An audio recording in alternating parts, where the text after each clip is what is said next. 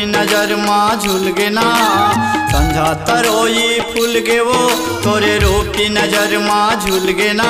मनमोहनी बेरी बेरी सुरता आया थे तो मनमोहनी घेरी बेरी सुरता आया थे तो। संझा तरोई फूल गे का तोरे रूप नजर माँ झूल गे ना। संझा तरोई फूल गे का तोरे रूप नजर माँ झूल गे ना। मनमोहना सगा बन के आजा घर मोर। मनमोहना सगा बन के आजा घर मोर।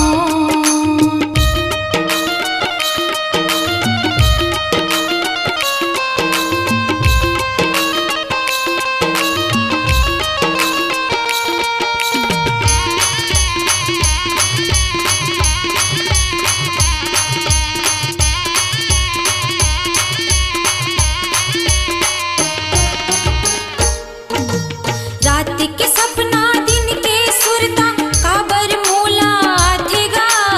काम बुता नहीं करस कह के दाई दादा किस आथेगा। रात के सपना दिन के सुरता काबर मोला आथेगा। काम बुता नहीं करस कह के दाई दादा किस आथेगा। मन बैरी रिसागेगा तोर सुरता मतन सुखागे ना। मन बैरी रिसागेगा तोर सुरता मतन सुखागे ना। मनमोहना सगा बन के आजा घर मोर। मनमोहना सगा बन के आजा घर मोर।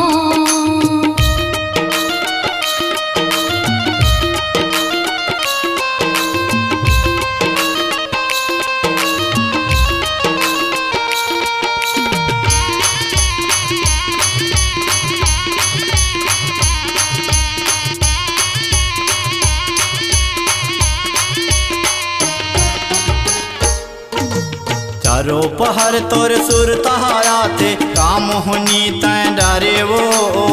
जीवरा मोरो तरसत रही थे नैना के बान मारे वो।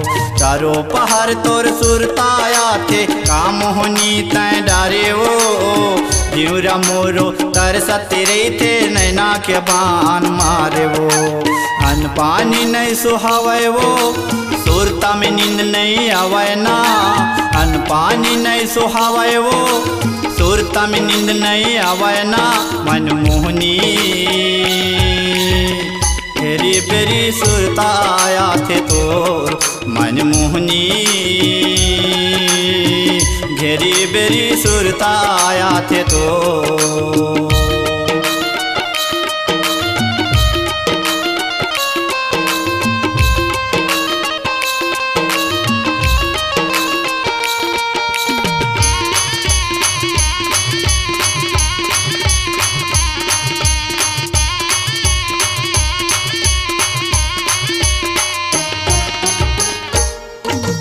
तोरे बिना मोरी जग सुनना है पुन पतवार खेवैया है।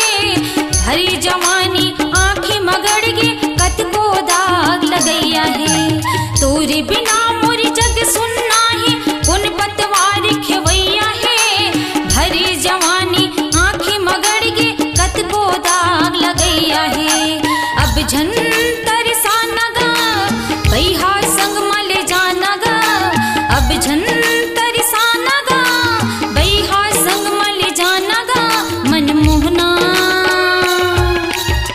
सगा बन के आजा घर मोर। मनमोहना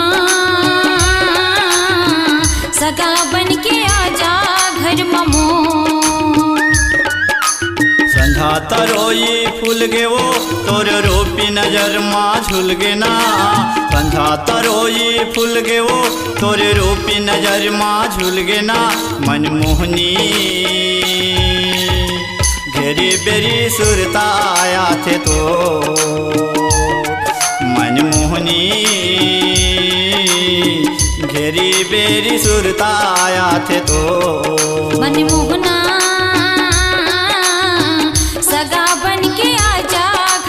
मोर